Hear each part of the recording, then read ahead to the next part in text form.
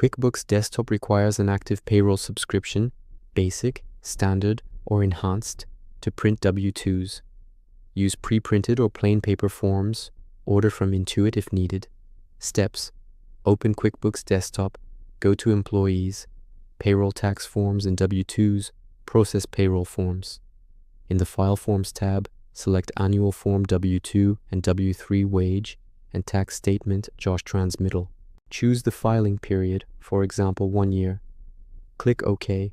Review Employee List, select Employees, All or Specific.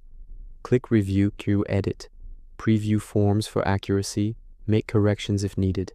Click Submit Form for e-filing if enabled, or print forms. Select printer options, pre-printed forms, align properly. Plain paper, use for copies, BC, employee, or D, employer. Print W-3 transmittal if required. Enter your payroll PIN if prompted. For reprints or prior years, adjust the period. E-file via QuickBooks for faster SSA submission, recommended.